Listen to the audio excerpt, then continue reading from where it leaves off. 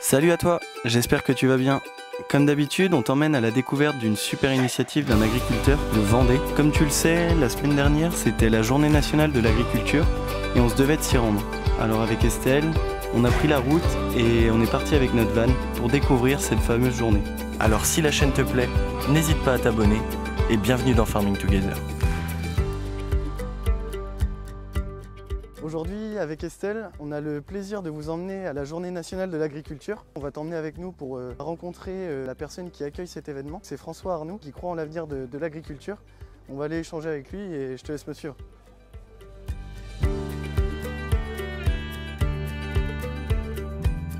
Justement, François est là, je vais aller le rencontrer.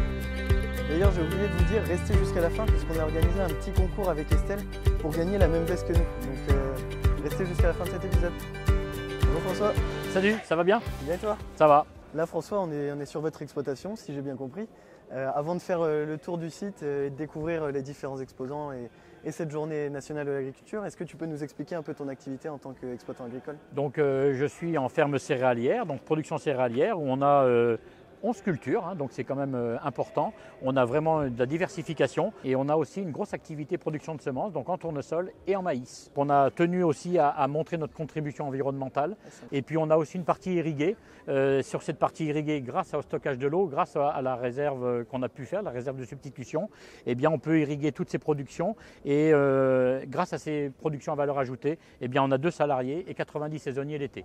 Et ce qui fait que sur cette ferme, après, en moyenne, en fait, on nourrit 9726 personnes, ce qui est pratiquement les 2/3 de la ville de Fontenay-le-Comte à côté. Ok, c'est vachement intéressant ces chiffres parce que en tant que personne lambda, c'est difficile de comprendre le travail d'un exploitant et de comprendre aussi son activité et le pourquoi du comment. C'est ça, et c'est pour ça donc qu'en fait on a fait ces journées nationales de l'agriculture. C'est vraiment pour combler ce fossé qui s'est créé entre la société et l'agriculture.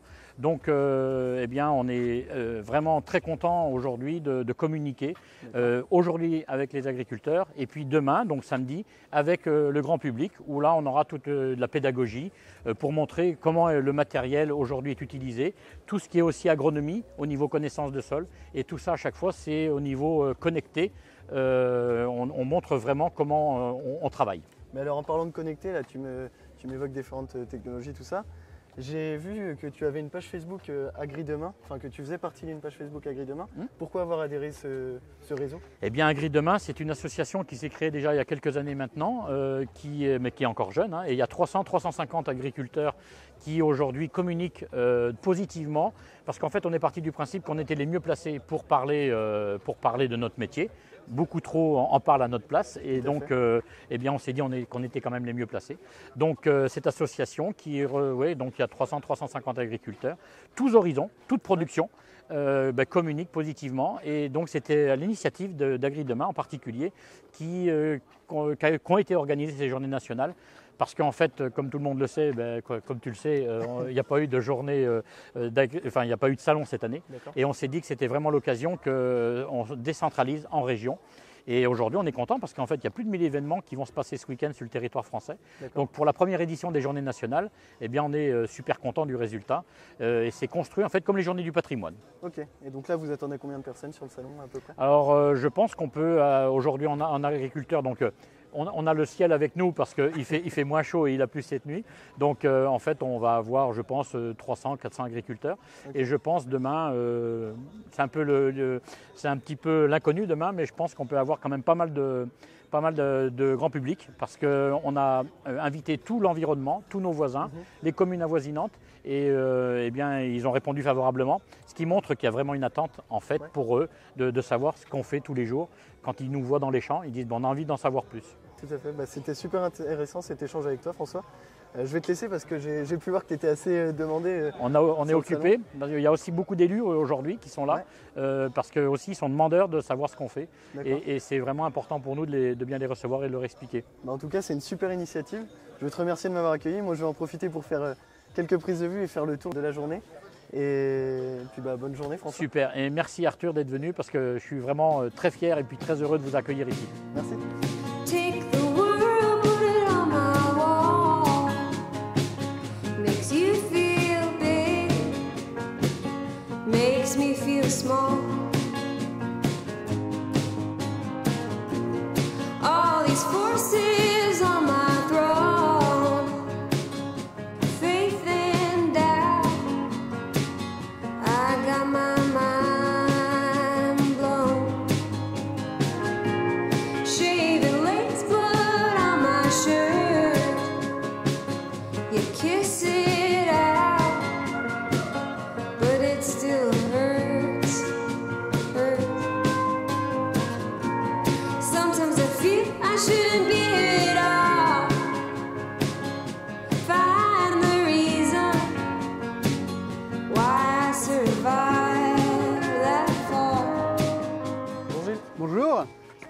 allez bien? Très bien, ouais. Donc, comme je l'évoquais aux personnes qui nous regardent, vous avez en quelque sorte généré le terme d'agribashing. Est-ce que vous pouvez nous en dire plus d'où vient ce mot et qu'est-ce qui vous a poussé à créer ce mot? Alors en fait, ce qui m'a poussé à créer ce mot, c'est tout simplement que je me suis rendu compte qu'il y avait vraiment des campagnes de dénigrement systématique de l'agriculture, enfin d'un modèle agricole. Quand je parle de dénigrement, ça ne veut pas dire que les gens sont hostiles à un type d'agriculture. Ça veut vraiment dire que des gens faisaient des campagnes mensongères vis-à-vis de l'agriculture avec le but de décrédibiliser certains modes agricoles.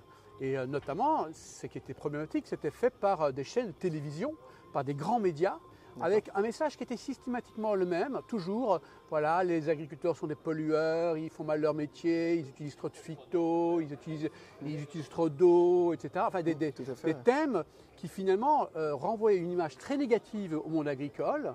Et je me suis rendu compte, en faisant beaucoup de visites chez les agriculteurs, que les agriculteurs le vivaient très très mal, tout ça, parce qu'ils se sentaient...